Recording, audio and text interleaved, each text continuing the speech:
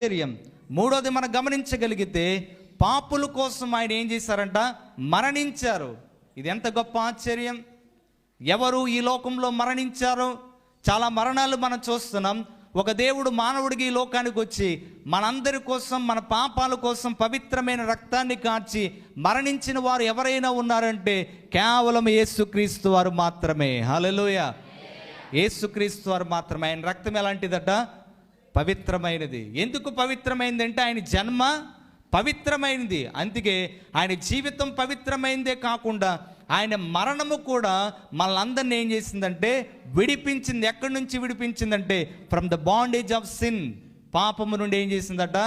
మనలను విడిపించింది. అందుకే ఆయన మరణము కూడా ఏంటట? ఆశ్చర్యకరమైనది. ఆయన మరణం ఆశ్చర్యకరమైనది. ఈరోజు ఎవరి మరణాలు చూసినా ఆశ్చర్యంగా అనిపించదు. కానీ when we look at Jesus Christ, యేసుక్రీస్తు వారి దగ్గరికి రాగలిగితే యేసుక్రీస్తు వారి మరణము కూడా ఆశ్చర్యమే. సమయం లేని కొంచెం స్పీడ్గా చెప్పే ప్రయత్నం చేస్తున్నాను. ఆయన ప్రియులను గమనించండి, ఆయన మరణము ఒక ఆశ్చర్యంగా కనిపిస్తుంది. ఎందుకంటే మనందరి కోసం ఆయన మరణించారు.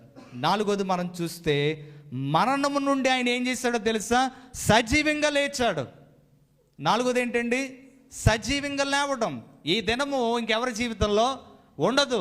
పుట్టుక అందరికీ ఉంటుంది, జీవితం అందరూ జీవిస్తారు, మరణము అందరికీ ఉంటుంది. కానీ నాలుగో దినం ఎవరికి ఉండదు. ఒకవేళ ఉంటే మనం ఆరాధన చేస్తున్న యేసుక్రీస్తు వారిలో తప్ప ప్రపంచంలో మనం ఎక్కడికి వెళ్ళినా కూడా నాలుగో దినము ప్రజలలో మనకు కనిపించదు. ఎవరిలో కనిపిస్తుందంటే మనం ఆరాధన చేస్తున్న యేసులో. హల్లెలూయా! యేసుక్రీస్తు వారు నాలుగో దినము అనేది మనం చూస్తున్నాం. ఏంటి నాలుగో దినం అంటే? మరణాన్ని తిరిగి లేవడం, మరణాన్ని జయించడం. అందరూ కూడా మరణాన్ని ముందు ఏం చేశారట? They bowed on they heads. వారి యొక్క తలలు దించారు. కానీ మరణమే యేసుక్రీస్తు వారి దగ్గర ఏం చేసింది? తల దించింది. కారణం ఆయన సృష్టికర్త.